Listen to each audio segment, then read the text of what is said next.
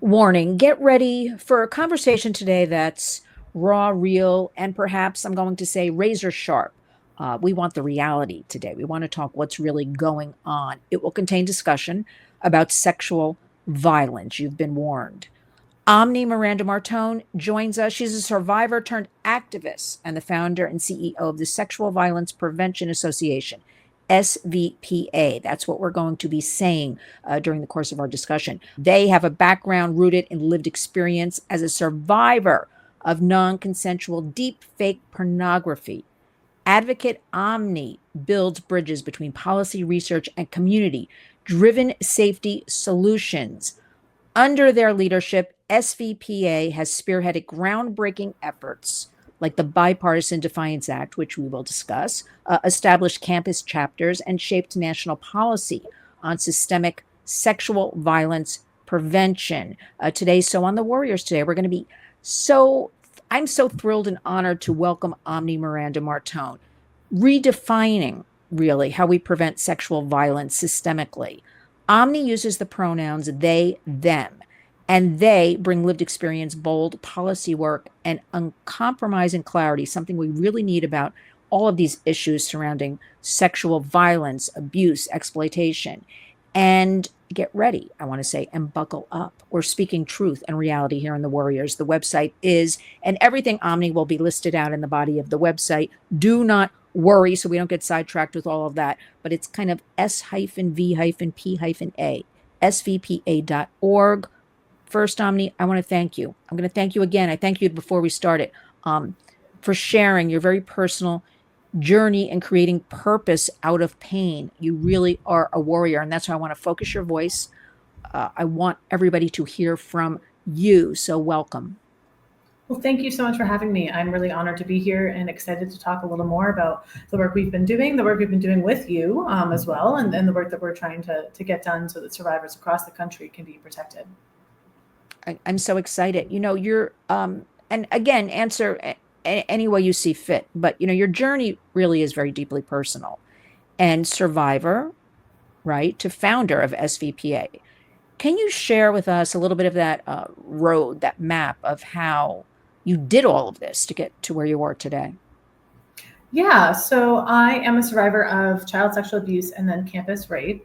And through those experiences, I really wanted to prevent sexual violence from happening to other people. And that's what kind of got me started in the work. And so I started working for orgs in the field. I worked for a lot of the organizations in the field of sexual violence, including RAINN, Rape, Abuse, Incest National Network. I've worked with Every Voice Coalition. I've worked with the YWCA. I've worked with BARC, the Boston Area Rape Crisis Center, and I've worked with a few others. And so through all that work, this is years long, we were doing really important things like helping survivors, providing housing, providing counseling, providing, case management, and providing things like legal advocacy and medical advocacy. And these things were really, really important. And we need these, survivors need these services and need these supports. But I really wanted to focus on preventing sexual violence before it happened.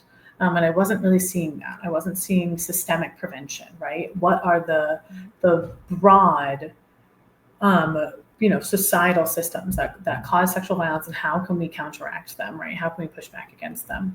And so eventually I started, talking to a lot of the survivors and colleagues that I'd met along that journey. And eventually I had kind of said, oh, I'm not really seeing this systemic prevention. And a few said to me, oh, well, maybe you should start an org focused on that. And I was like, maybe. And then I wasn't ready to do it just yet. So I actually ended up doing some research in it and did actually my whole dissertation in my graduate program on what does systemic sexual violence prevention look like, right? What would that look like in practice? How can we mirror existing and effective mechanisms of preventing other social problems? So specifically looking at the campaign to prevent drunk driving that Mothers Against Drunk Driving has been doing for many years, that was extremely effective. In about a 50-year period, they cut drunk driving by more than 50%.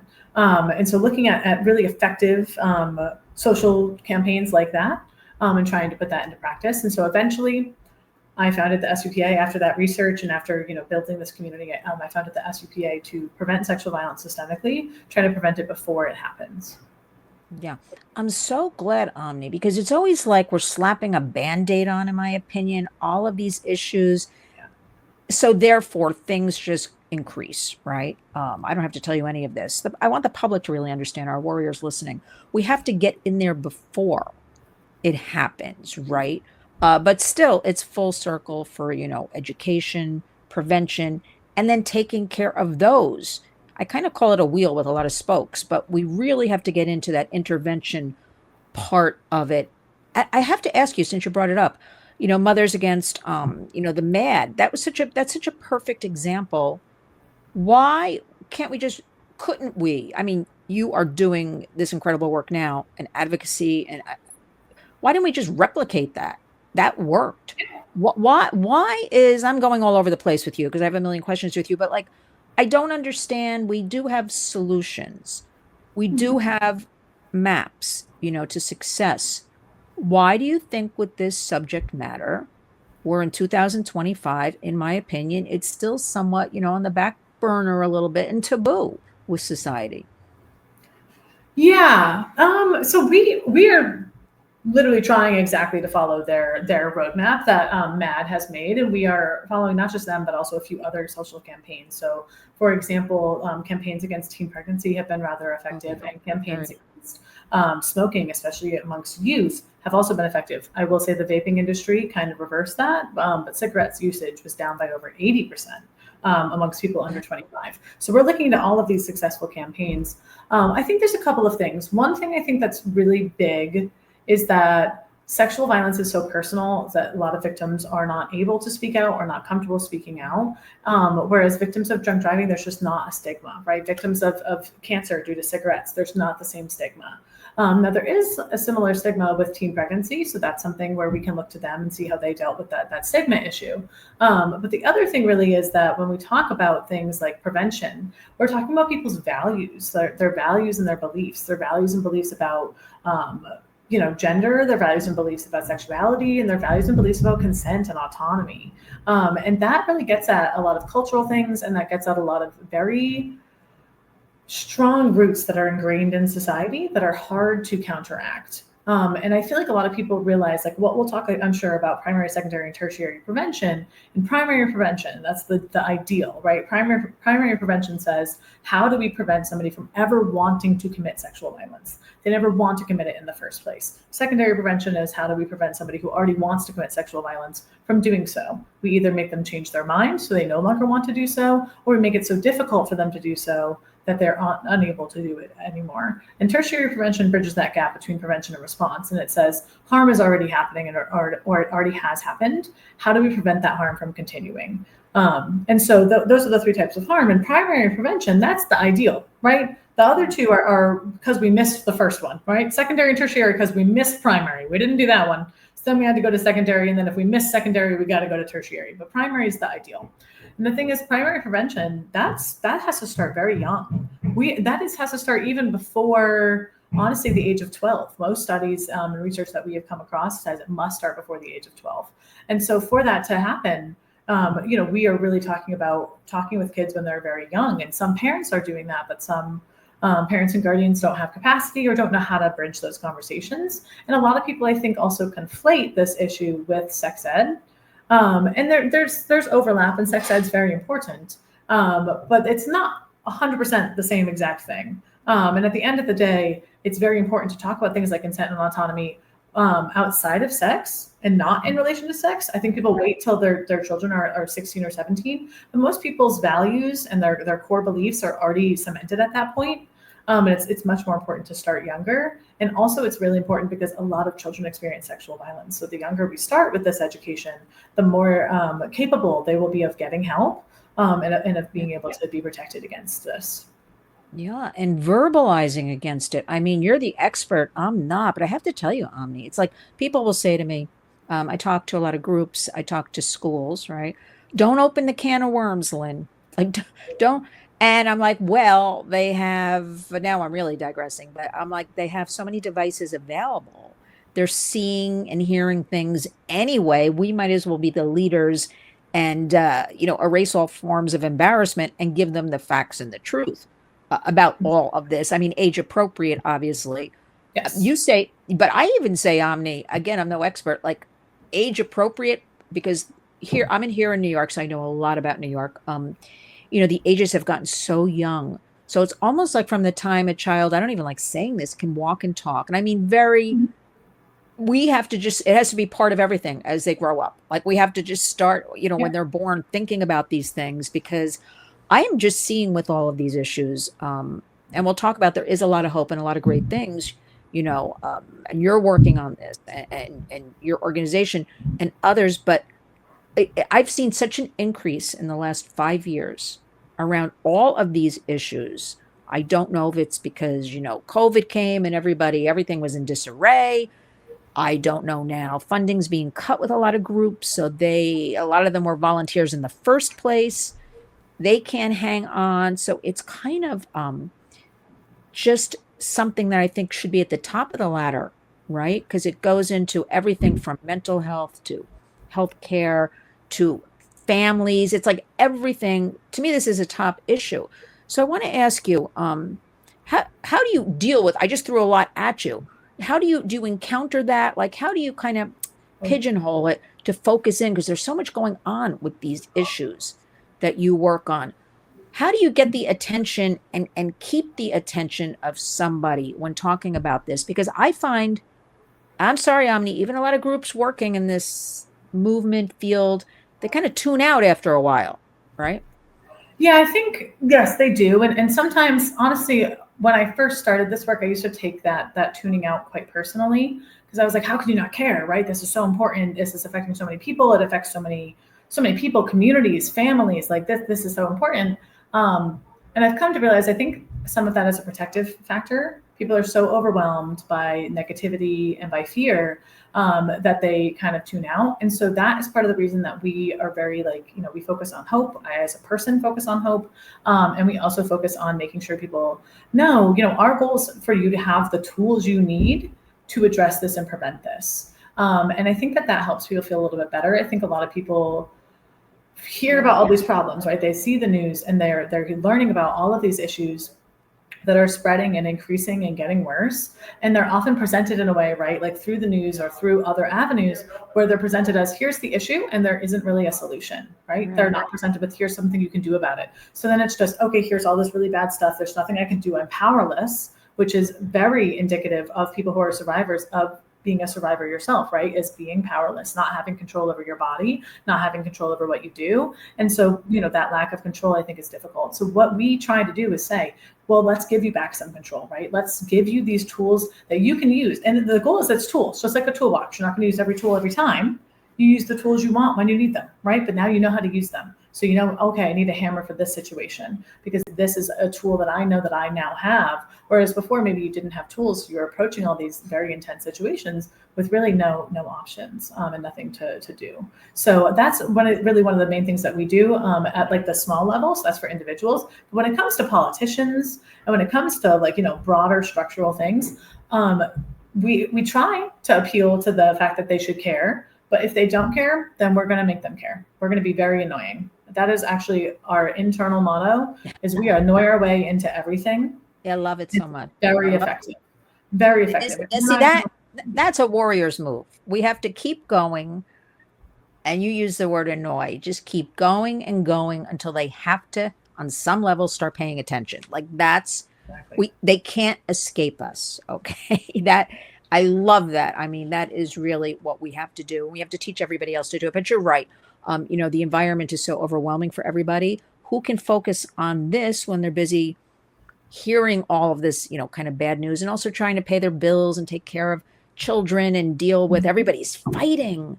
And we have to take a step back and just hand them, at the Warriors, we like to just hand all the hard work over, take it, the tools, so they don't have to close the door. They can just take it and start working with it. Now, I want to get into something that is very concerning, should be to everybody, and that would be, do you want to talk at all about the deep fakes, the pornography? Because that is a subject I don't think people understand. I don't think they understand the harm of pornography, right? But I'll leave it up to you, whatever you want to share with us about this.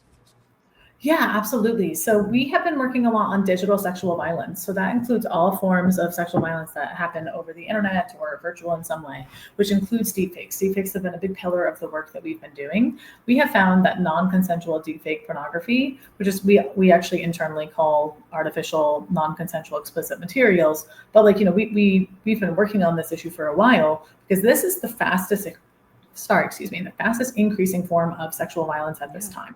Right? Digital sexual violence is the fastest increasing form. And then within that, AI generated or deepfake generated artificial materials, right? Videos, images, is the fastest increasing form. And so this is something we've been really working on. Part of the reason it's so fast increasing is because the technology has just skyrocketed. So as of like 2 years ago, if somebody wanted to make an image, right, a fake image, that's what a deepfake is. It's a fake image. If somebody wanted to make a fake image that looked like somebody else, whether it was pornographic or not, if they wanted to make that image, they had to know a lot about computers and a lot about coding. They had to code their own algorithm. They had to have a high-powered computer in order to do that. And then it took a lot of time, and they needed a lot of images, a lot of explicit images if they wanted it to be explicit, and a lot of images of the victim who they were trying to target. And honestly, they weren't that good. They came out pretty bad. But the technology has improved significantly, improved, maybe not being opportune in this case, but has significantly improved and developed. And now it's at a place where with one click and one image, anybody from their smartphone, their laptop, literally anything that can connect to the internet, they can make a deepfake in seconds. And it looks extremely realistic. And so now all of these barriers that were preventing most people from doing this or taking this action are removed. And so it's just really skyrocketing. And it's especially skyrocketing against everyday individuals because people that were doing it before were usually using celebrities because they're going to put all that work in, they're probably going to sell it. And that's usually of celebrities. Now, that's not okay. Celebrities do not deserve to be deepfaked. Just because somebody is famous does not mean that they deserve to experience sexual violence. But at the same time, most celebrities have some resources, legal resources, financial resources, mental health resources that other people don't have. So it was still an issue, and we were working on it then. And then we're working on it especially now with a concentration on everyday individuals, because that's what's really increasing. Now that it's so easy to make, so many people are making these materials and spreading them. We're seeing them spread primarily in high schools and colleges. Yeah. I mean, that brings us to the next point. I mean, we had the stories, and again, the media, cherry picks. They cover what they want, but we know as boots on the ground, there are so many more stories that we never hear about. Just regular middle and high schools with these free programs available to everybody.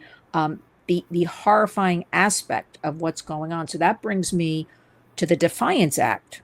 I want to hear how you got involved with that, where it stands today, what we can expect from it, just everything about that, because we've learned from the past, Omny, law lags behind technology, the legislation's lag behind technology. I mean, that's just the reality.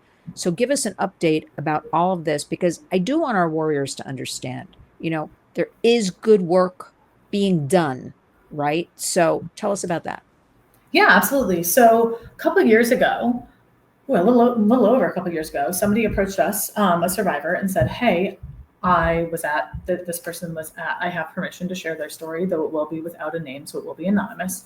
But they were at their gym and a guy asked them out. They said no. A couple weeks later, like a week or two later, they were at the gym again, and a different guy approached them and said, hey, that guy that asked you out, that you said no to, that you rejected, he made this video of you, and it was an AI generated explicit video actually of her and him performing a sexual act. And luckily this guy said, hey, this guy made this video of you, I am really uncomfortable. He's showing it to people at the gym. And he was showing it to people at the gym, and he was boasting about the fact that he had created it.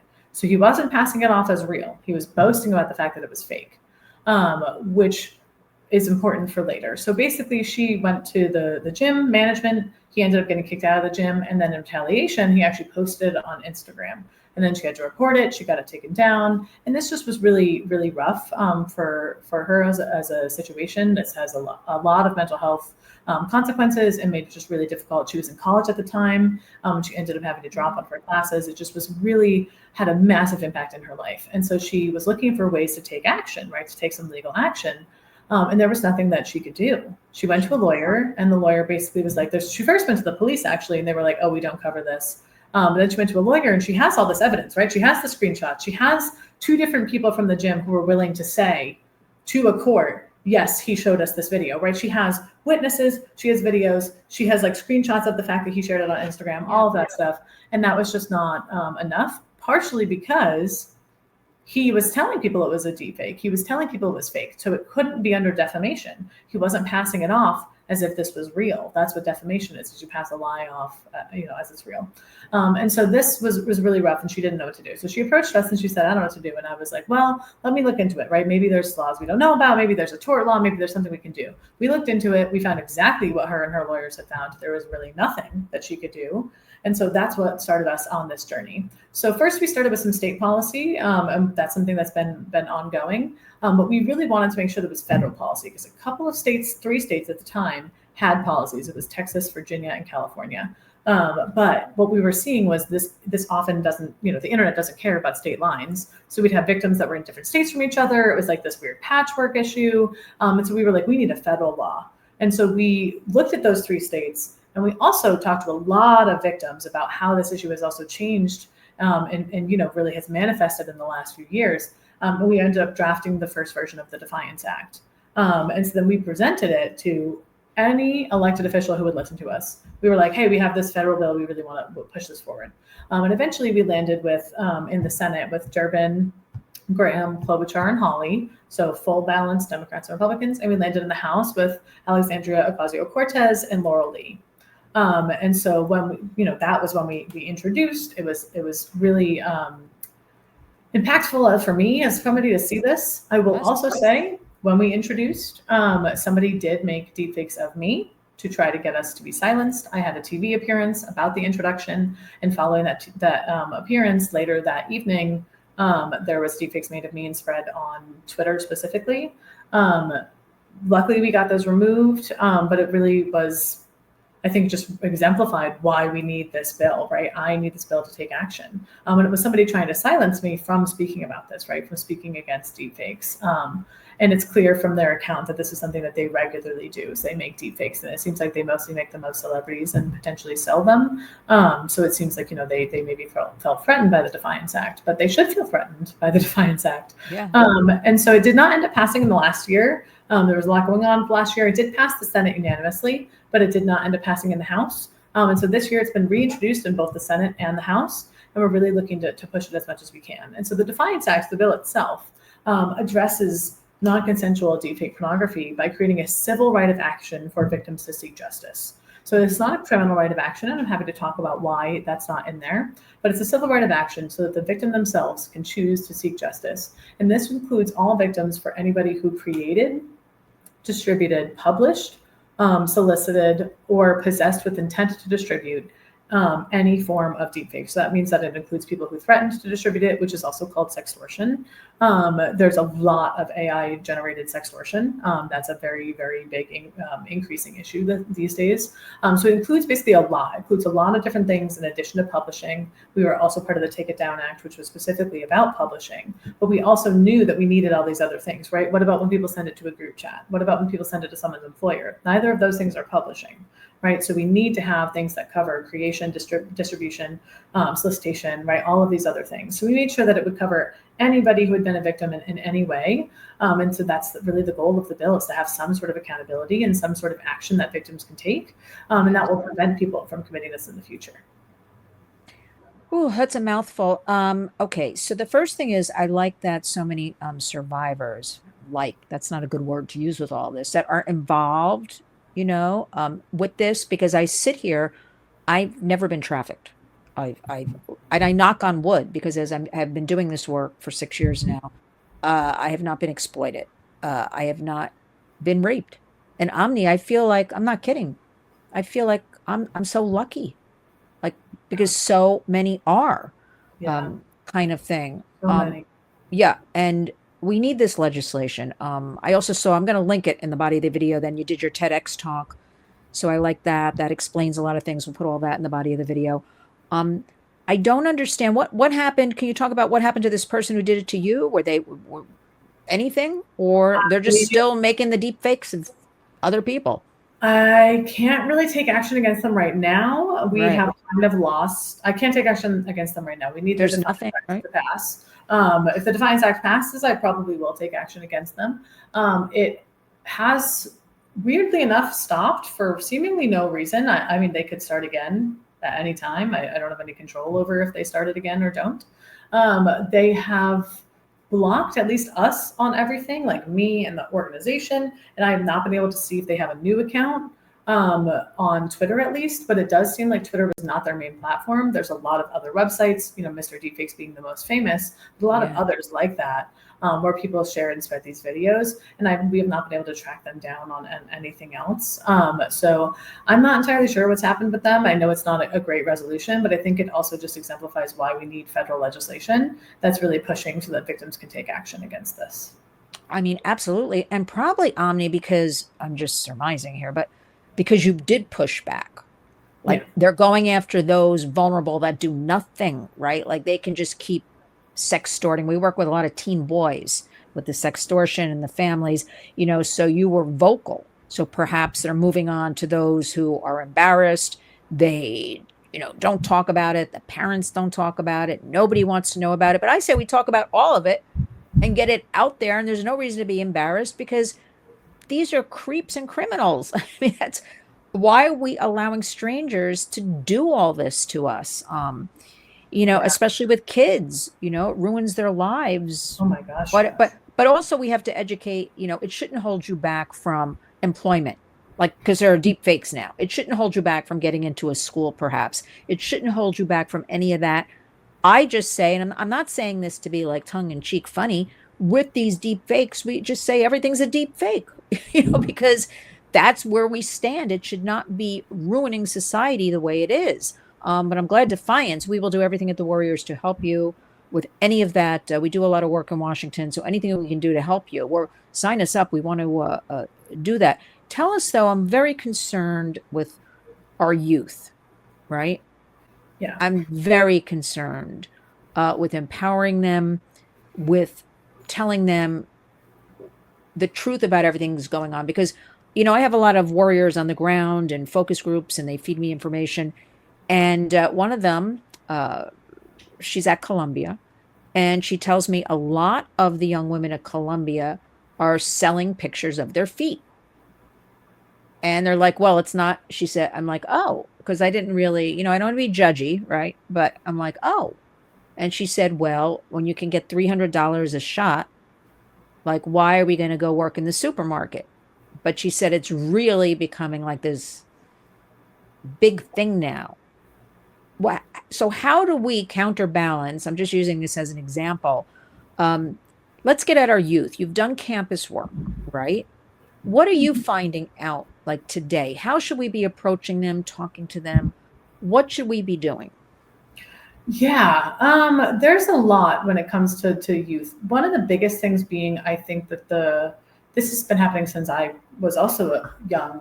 The technology gap between parents and guardians and their children. So so people don't even know, right, what their teenagers are doing. They don't understand it, or they don't understand what even deepfakes are. So whether or not their child is a perpetrator or a victim, they just don't know. They don't know what's happening. So that's very big. And another piece is really teaching kids, of course, about consent and autonomy and all of that, starting at a young age, so they don't want to perpetrate this. That should kind of go without saying. But something that we've been working on that we have put out is the 5 R's of digital bystander intervention.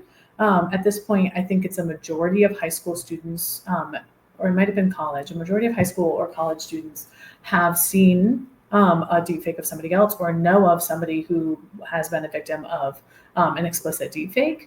And so we have worked to make these 5 R's to say, okay, when you find out about that happening, here's once again 5 tools, right? 5 R's that you can use to try to take action. And I'll send that to you so that you can put it in the chat. So that's something that we've been using because a lot of youth were saying, oh, like, I know so-and-so, got deepfakes and I didn't know what to do. I didn't know who to report it to. Do I tell the school? Do I tell my parents? Do I tell them? And so that has really been, I think, really big to be able to give people this Yep. tool to say, here's what you can do, here's who you can report to, and if you don't want to report, here's what else you can do, right? Because sometimes kids are not going to want to report, and there's a lot of reasons they might not want to do that, and it's a little bit taboo. But at the end of the day, if they don't want to report, they need to have other ways to take action. So the goal of 5Rs is to say, here's a bunch of different options that you can do that are going to help prevent this in the future and going to help get that image or video removed or to stop circulating.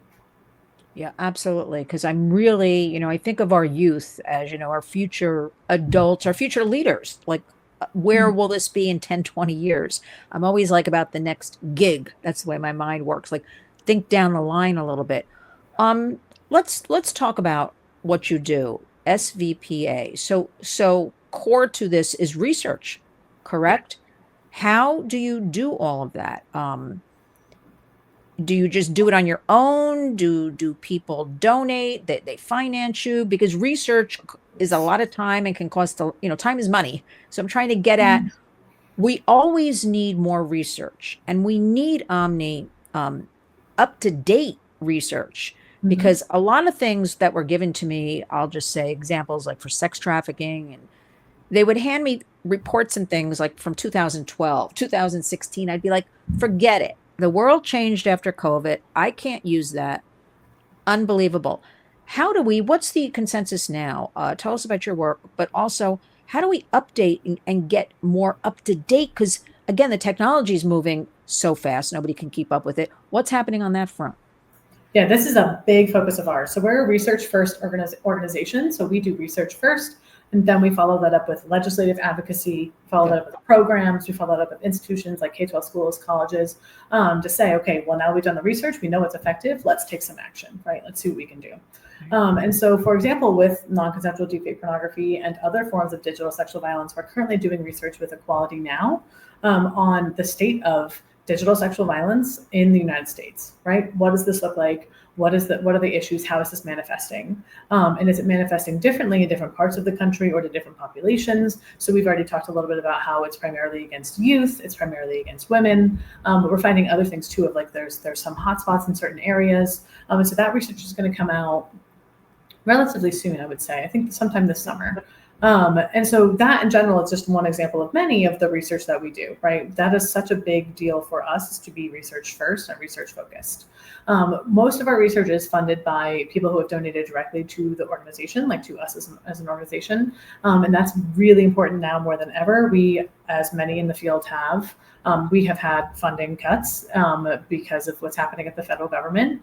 And it's been really unfortunate. And in addition to that, we have some research that we do that uses data from the CDC, data from FEPSA, like data from VAWA, data from all of these different agencies and programs and offices that are also themselves being defunded. So some of our research that we do where they publish their big report, we then process it and find statistical analysis within it. A lot of that stuff's not going to be able to get done. Right now, we're still using the historic data, but I would say maybe in like next year and the following year, we're going to start seeing the impacts of that lack of data. So in general, people donating directly for research can be helpful, like flagging their donation. I want this to be used for research, for data. A lot of organizations, a lot of our partners use our data, use our research, and use our policy map. We have a state policy map of all of the prevention policies in each state, separated by general K-12 schools, colleges, and companies. A lot of people use this data because it's so important and unfortunately relatively rare. We don't have a lot of, as you were saying, we don't have a lot of up-to-date data and research in this field. So that's a very, very big focus of ours. Unfortunately, it is, as you said, very expensive. And so that's why this is something that a lot of our income as an organization, like not even income, because it's not technically called that, but a lot of people who donate and a lot of the organizations that help to fund us, it is entirely going into research because that's how we lead our policy work and that's how we lead everything else. Yeah, I'll make sure that I have where everybody can donate and contact you, because I don't think the public as a whole, I don't think they realize that. I don't think they make the connection. It's not their fault. It's research, facts, truths that go into this, and that organizations use each other's information, right, to further everything. So I'm going to be very clear on that people understand. And then, Omny, I'm going to march on Washington and say, give people money, doing the groups, organizations doing the real work. Such as you. Looking ahead, as we start finishing up, and I could talk to you forever, so hopefully you'll talk with me again as these issues are changing, like I feel like on a daily basis. Where do you see the biggest challenges and opportunities right now for preventing sexual violence? Let's put it in the next maybe 5 years, in that time That frame. is such a great question. I would say in the next 5 years, I think one of our biggest challenges is that people are overwhelmed. I think almost everybody I talk to right now is, I'm like, how are you? And people are like, oh, I'm stressed. Oh, I'm overwhelmed. Oh, this is happening. This is happening. This is happening. So something that we're trying to do is make prevention options for parents, for workplaces, for colleges, for K-12 schools, make them very digestible. Say, hey, here's a specific tool, like the 5 R's that I just mentioned. We send that out to high schools across the country. We've been sending it out. And we say, here, we're not telling you that you need to do a whole 2-hour assembly where you take the kids out of their class. We're not going to tell you all of that. We're going to give you this resource. The teachers themselves can teach it. It's very easy for you to implement. And so that's what we're really trying to do is small things that have a big impact that are pretty easy to digest because people are overwhelmed. And then as an organization, I think something else that we're focusing on is really looking to youth. That's always been a focus of ours, but really looking to youth and looking to ways getting at sexual violence prevention that aren't just through sex ed, because that correlation between the two, I think, loses a lot of the nuance of sexual violence. Sexual violence should not be an afterthought. Sexual violence needs to be the focus of a lot of programs and a lot of laws. It can't just be something that's like tacked on to existing systems. And so that's another focus. And then as we were talking about, research is going to have to be one of our big focus pillars of our focus in the next 5 years, because I think we're going to be missing a lot of that federal data that a lot of organizations, including us, have been using. We'll, of course, still have our own data. As I said, we have a lot of data and a lot of research that we put out ourselves. That will still be there as long as we maintain funding. That will still be there. But really focusing on that research and then focusing on this legislative advocacy. We've been, advocating for legislation all the way from city and county level, all the way up through international. And I think legislation is just so vital to keep our eye on and keep a focus on. And I think not getting overwhelmed is important, and making sure people know. I usually tell people there's a lot of things, and there are a lot of very good and very bad things, and that I can't do everything. I can't even do everything I'm passionate about, and I'm passionate about many different issues. But it's important to either pick an issue and focus on that issue, or pick a mechanism, right? If you really like protesting, then go protest every weekend for a bunch of different causes. But if you really like environmental change, then join an environmental change advocacy group or volunteer for environmental change and do a lot of different things. But pick at least an issue or pick a mechanism. And then once you've done that, we can get plugged in, right? When people come to us as volunteers or as survivors who want to get plugged in, we say, is this your focus? If this is your focus, we'll put you on the team. You can be a like 5 to 10 hour a week volunteer doing a bunch of different things. Or if you're like, I want to volunteer, but all I do is newsletters, great, we're going to plug you in with newsletters. Right? Maybe you volunteer with a bunch of different orgs for a bunch of different focus issues that you're passionate about. But making sure that we're not paralyzed by being overwhelmed is extremely, extremely important. And I think, unfortunately, a lot of people and a lot of organizations are stuck right now in that, oh my gosh, everything is changing, or oh my gosh, we lost funding and this happened. And those things are terrible and they take time to fix. I'm not saying that people taking time to fix those things are paralyzed, but I am saying I think generally people are getting overwhelmed and then don't know how to move forward. But we have to move forward. Even if we don't know how, we'll figure it out when we get there. No, you know what? Excellent, because our Warriors hashtag is community creates change. Because we believe that it's twofold. It is legislation, which we don't expect everybody to, be in Washington working on it, researching. We'll do all that for you. But at the community level, there is something, Omny, everybody can and must do with all of these issues of sexual violence and this exploitation. I mean, I just think society today, that's where we're at. That's the reality. So everybody's got to do something. And that could be sharing our chat here. That could be donating to you. A lot of people say, I don't want to do anything. I'm like, well, you have $5 or $10, right? They can just whatever, right? A dollar is good and $1 million is even better. But anything, everybody can do something. And that's what we try to really preach. And I use the word preach because I'm using it a lot lately. I really think everybody has to step up with all of these issues and participate. Let me ask you, for survivors right now, allies, educators, and policymakers, maybe tuning in for the first time, when we're done speaking, and this goes along with what you just said, what's the one step you want them to take Oof. The one step right now that would probably have the biggest impact, if I'm being real with you, it's donating, but I think You people have you have have to be donated. real. You have to be real. We're real at the If I'm Warriors. being We real got to with get you, ready. it's donating. We As I need said, money. we've lost some funding. We need some funding to continue our work. It would be donating. If I could say two things, I would say the second thing would be to use the form on our website to contact their elected officials, so their senators and their House representative, to urge them to pass the Defiance Act. If I could say two things, it would be to donate and then to fill out that quick form. Takes no more than 2 minutes. We already wrote the letter for you. You just send the letter that we already wrote to your elected officials to say, do everything you can to pass the Defiance Act. Those would be the two things that I would say would help us the most right now and would help prevent sexual violence at this point across the country. Yeah, we're very real at the Warriors. You can even say three things. I mean, we really need, when we put out those take actions, for instance, signing on to the Defiance Act, the work's all done for everybody. All you have to do is whatever, add your name and zip code or something, Mhm. or fill out a little form, and it goes directly to your representatives. People don't even know that, Omni. Like I'm always saying, here's the take action, just fill it out. It takes less than a minute. I don't even know. So I think that's right. We need donations for research. I can't do my job at the Warriors. I don't do your job. I don't do research. I depend on your research in order for me to go out and teach and talk to kids. So I need you to be in business, so to speak, so I can further my job. So we'll have all of that information in the body of the video. Promise me, Omny Miranda Martone, you will speak with me again, because I Yeah. really want people to understand about sexual violence, how prevalent it is. It affects all of us. I think I heard you say, correct me if I'm wrong. No, it was you. It was early this morning, though. I get up like 2. So something might have been your TED talk, every 73 seconds, somebody is a victim of, and then while you're brushing your teeth, just all. And since you even said that, it's probably increased because all of this is hidden, kind of in the darkness. So we don't really know, but it doesn't matter. It's all horrific. But I feel so confident that you're working on all of this. We are along. Whatever you need from us as allies. And I just want to say to you, you're brave.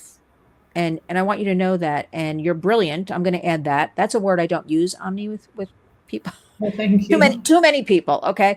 And you're unapologetic. I like that, fighting for this free world from this sexual violence, because it is not a popular subject. We have to make it popular. Why isn't it popular? It's affecting so many people, everybody from kids to adults. Like this has to be it. And you're building something for society, which I think is just terrific, really leaving your mark on everything. So I just want to say on behalf of Lynn's Warriors, and every survivor out there, uh, who has felt unheard, that you're speaking up empowers them. And I'm just honored in our organization I almost got choked up for a second, and honored to stand alongside you. And it doesn't end here, this conversation. It's going to start here, Omni. So thank you. Thank you for leading the way. Again, I'll have all your information, website, donation, 5Rs, everything in the body of the video, because I want people to study up and take their time and absorb things and go back and look at it and then take action. So thank you so much for taking the time today, and promise me we will speak again soon. Absolutely. I would love to speak with you again soon. Thank you so much for all that you do to amplify these issues, to amplify our work and the work of so many of our partner orgs. I've seen several other people on the 2:30 call on this, which is so nice. It's just so great to have, people that are getting this sort of information to the people and in a way that's digestible and engaging. So I just really, really appreciate all that you do. And we're so happy to have you endorsing the Defiance Act, and we're gonna push it. We're gonna get a big win for survivors. I see it in our future. No, I absolutely am manifesting positivity and success. So that's not even a question. We're going to push forward on this, and it will be done. And we're riding along right with you. So with that note, listen, just enjoy the rest of your day, evening, wherever people are, and we'll speak again soon.